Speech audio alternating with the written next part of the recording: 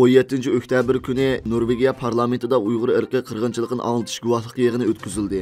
Yig'inda Sayragul Savutbay, Qalbinur Sidiq, Gulbar Xativaji va Umar Bakali qatorliq lager shohidlari ayrim guvohlik berdi. Shuning bilan bir vaqtda parlamentning oldida qattiq sovuq qarmasdan Norvegiyada yashayotgan yuzlagan Uyg'urlar guvohlik rasmlarini hamda Sharq Turkiston bayroqlarini ko'tarib zolim Xitoyning irqiy qirg'inchiligiga qarshi namoyish qildi. Xitoy Kommunistik Partiyasining 20-navbatlik mamlakatlik qurultoyi 16 oktyabr Beyjingda ochildi. Xitoy Kompartiyasining raisi Shi Jinping boshlamchilik bilan Markaziy komitetga vakolatan xizmat doklatiini berdi va Jungo uslubini zamonaviylashtirishning yangi planini tushundirdi. Sirtdagi tahlilchilar Shi Jinpingning Xitoy tarixida ko'rilib bo'lmagan 3-qaror qayta saylimida g'alaba qilgan taqdirdami, yana Xitoy duch kelayotgan 5 cho'ng qiyinchilikdan qutula olmaydi. Yana oila va savdo ishonchining yimirilishi, nol siyosatining iqtisodga qattiq zarba berishi, ömürlük bozori krizga duch kelishi, texnik shirkatlarni bostirishdan keyingi ishchi xizmatchilarni qisqartish, pul muomala sistemasining ojizlishi qatorliqlar degan. Bloombergning tahlilida Xitoy oila va savdo ishonchining yimirilishi asosligi Shi Jinpingning tozalash siyosatining natijasi ekan. Mablag' solg'uvchilar va umidsizlangan Xitoy fuqarolari 20-qurultaydan keyin partiyaning tozalash siyosatini biroz bo'shatishni umid qilganligini, ammo Reuters agentligi tahlilchilarining so'zini naql keltirib, 20-qurultay iqtisodni bevosita yoki ko'rinarlik jonlantirish uchun hech qanday siyosatni o'ttirib qo'ymasligi mumkin degan. O'tgan 2 yilda Xitoyning nazorat qilib boshqarish tarmoqlari texnik shirkatlarga bir qator zarba berib, texnik shirkatlarda xodim qisqartish to'lqinini qo'zg'agan va yoshlarning ishsizligi tarixdagi eng yuqori rekordni yaratgan. Shuning bilan bir vaqtda Xitoy pul muomala sistemasida misli ko'rilmagan krizis yuz bergan. Xitoy Kompartiyasining 16 oktyabr boshlangan 20-qurultayida Shi Jinping doklad berib, o'tgan 5 yillik atalmış muvaffaqiyatlarini xulosalab, kelgusi 5 yillik planini sharhlagan.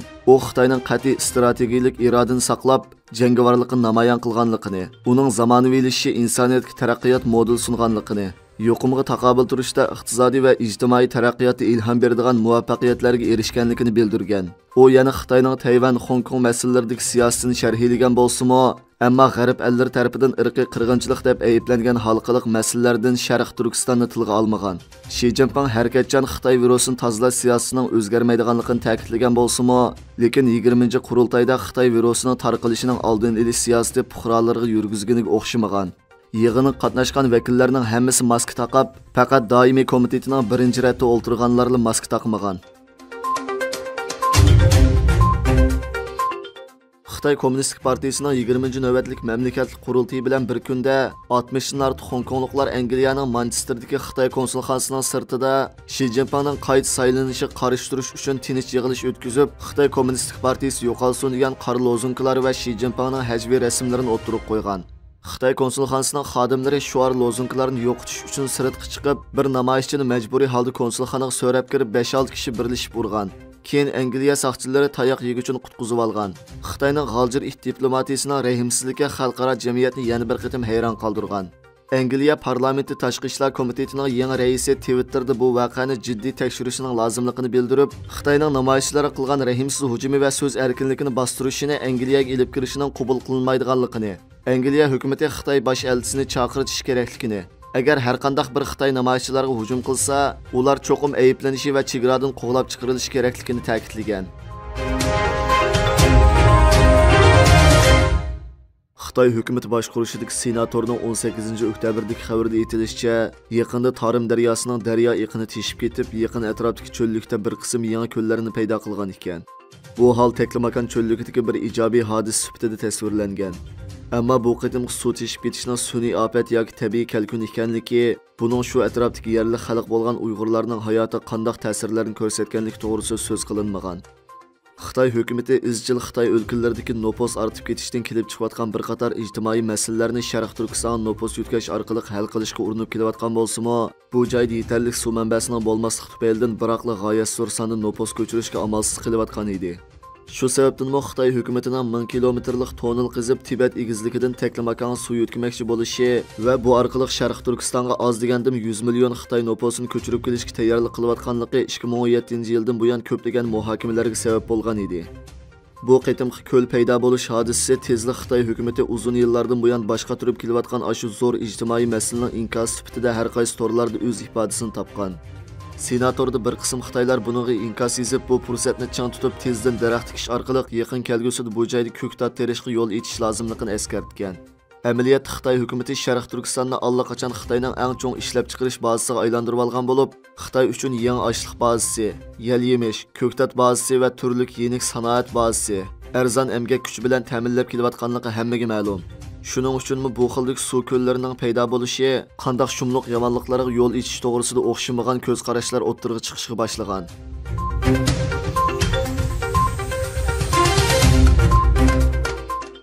Germaniya axborot rahbarlari 18 oktyabr kuni o'tkazilgan qurultayning isbot anglash yig'inida qatnashib, Xitoy Kompartiyasining tahdidi haqida ogohlantirdi.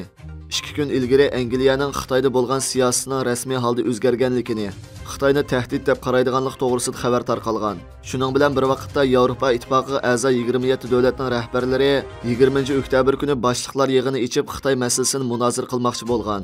Angliya pul muomala vaqtgisining xabari qaraganda, Yevropa Ittifoqi a'zo davlatlarining diplomatik organlari yozgan 5 betlik dokladda Yevropa Ittifoqining Amerika bilan texmi qo'yiq hamkorlashishi va Xitoy qarta qattiq pozitsiya tutishi tavsiya qilingan bo'lib, Xitoyni to'liq raqobatchi deb qaraydiganligi bildirilgan.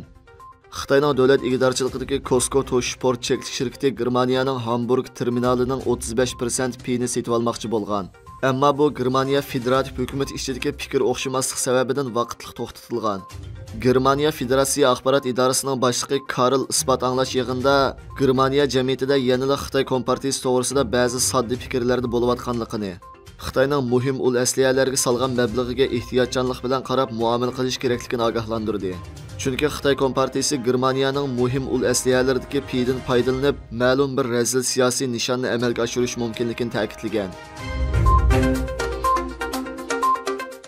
Xitoyning Sharq Turkistondan tarqatilgan Xinjiang gazeti, Tangirtog' tor qatorliq hukumat uchur vositalarining xabarlaridan oshkorlanishicha, Xitoy mushu bir yil ichida Sharq Turkistonda 10 mingdan ortiq 5G asos punktini qurgan.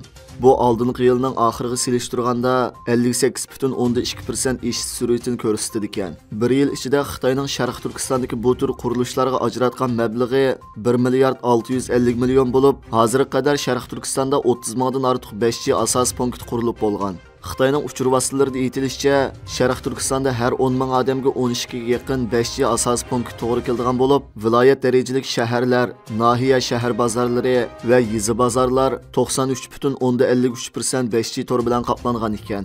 Insoniyat yuqori fan texnik sohasidagi 5G insonlarning o'zaro munosabati, kishilarning dunyo va shay'lar o'rtasidagi bog'lanishini ishga oshirib, yiroqdan davolash, aqli iqtidorni kuchaytirish qatorliq har xil sohalarda qo'llanishchan programmaga aylanib, insoniyat jamiyati yangi va aqliy o'zgarishlarni ilib kelmoqda.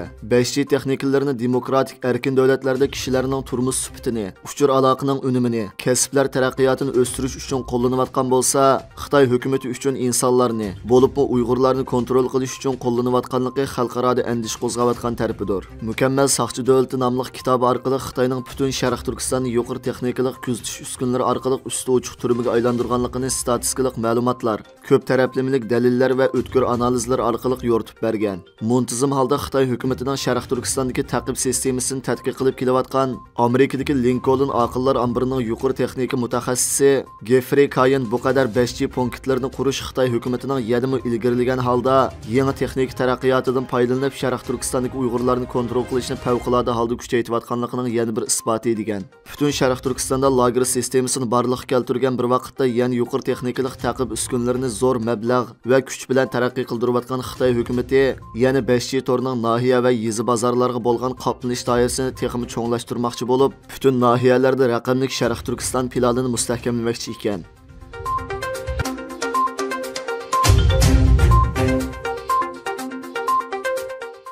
Xitoy Kompartiyasining 20 navbatlik mamlakatlik qurultiyi munosabati bilan Xitoyda yuqumni nolga tushirish siyosati sababli fojialik ofatlar yuz bermoqda. Bir sin ko'rinishda 19 oktyabr kuni saharda Urumchidagi ona bolalar sog'lomlik do'stlik doktorxonasining kirish eg'izida 4 homildor Xitoy ayollari oq kiyimliklar tarafidan to'sib ilinib, doktorxonaga kirgizilmagan. Homildor ayollarning oila a'zolari ansizlik va g'azab bilan 2-3 soat bo'ldi. Bu 4 homila ayollardan 3-ning bosh suyi kap bo'ldi. Kimning gapi o'tidi? Nimishga kirgizmaysizlar? Ya yuqoriga doklad qilmaysizlar, bizni o'lsin demsizlar. Bu jonga munosabatli ish tursa deb zar qaqshab ketgan. Doktorxonaga kirgizilmagan Urumchida turishlik bir Xitoy homildor ayol amalsiz yo'lda tuqqan. Bir homildor ayol yig'lab turib tashqi dunyoga homildor ayol yo'lda tug'di. Bola yo'lda tug'ildi. Atrofdagi hukumat xodimlari uning holidan xabar olmadi. Bu jahon nima bo'lib ketdi? Nima degan rahimsizlik, qonxo'rlik bu deb nido qilgan. Erkin Asiya radiosining xabar qilishicha, Xitoy hukumatining Sharq Turkistondagi irqiy qirg'inchilik qilmishlari tashqi dunyoga ko'plab ma'lum bo'lgan. Hamda xalqaroda buning qarshi kuchli tanqid sadolari o'tirg'i chiqqandan keyin Xitoy hukumati tezdan buning qarshi choralarini ko'rishga boshlagan. Buningdagi tipik bo'lgan ta'tir tashviqot harakatlarining biri dunyo miqyosida ko'rilish nisbati eng yuqori bo'lgan. Ammo Xitoyda to'liq ma'ni qilingan YouTube kanalida Uyg'urlarning baxtiyor hayoti, Sharq Turkistondagi inoq jamiyat tashviq qilingan g'oyat zo'r sondagi madhiya filmlarining paydo bo'lishida aks etgan. 20 oktyabr kuni Avstraliya Strategiyalik siyosat instituti tayyorlab chiqqan bu haqdagi zo'r hajmlik doklad e'lon qilinib, Xitoy hukumatining Uyg'urlar haqidagi tashviqot urushida qanday vositalarni qo'llanganligi, buning xalqaroga bo'lgan ta'siri hamda ijtimoiy taratqularni janggoh qilgan bu tashviqot urushining xalqaroda ming'yushni qanday amalga oshirganligi tafsili bayon qilingan. Dokladda ko'rsatilishicha, Xi Jinping rahbarlik qilayotgan Xitoy hukumati bir yoqdan Sharq Turkiston, Tibet va ichki Mo'ng'ul qatorliq joylardagi zulmni kuchaytirsa, yana bir tarafdan bu zulmning mavjudligini qat'iy inkor qilish mavqesini qo'llangan. Tashqi dunyoning bu haqdagi ayblashlari va tanqidlariga nisbatan g'oyat zo'r sonda tashviqot filmi tayyorlab, bu joylardagi, jumladan irqiy qirg'inchilik davom qilayotgan Sharq Turkistondagi hayotning naqadar go'zal va orombaxsh ekanligini tashviq qilgan. Bu xildagi filmlarda Uyg'ur artistlar o'tirg'i chiqib, atalmish Xinjiangda hayot tinchlik va bayoshatlik ichida davom qilyotidi. Bu joyda qirg'inchilik bo'lyotidi, majburiy emgak davom qilyotidi deganlar uchiga chiqqan yolg'onchilar degandek so'zlarni qilgan. Yana ba'zilari chet ellik sayohatchilar siyoqida o'tirg'i chiqqan bo'lib, bu joyda hech qanday salbiy hodisalarni ko'rmaganligini ta'kidlagan. Xalqaroda sifirli qurilish sohasida ko'zga ko'ringan mutaxassislardan Kendirikchan bu haqda so'z qilib, bu kishilarning qanday kontrollik yoki qanday tahdidlar ostida bu filmlarni ishlaganligini ehtimol biz mangu bilinmasligimiz mumkin degan. Doklatiyan alayda qilib YouTube kanalining bu xildagi siyosiy tashviqotlarga so'rin bo'lib bermasligiga alayda tavsiyalar qatorida o'tirib qo'yilgan.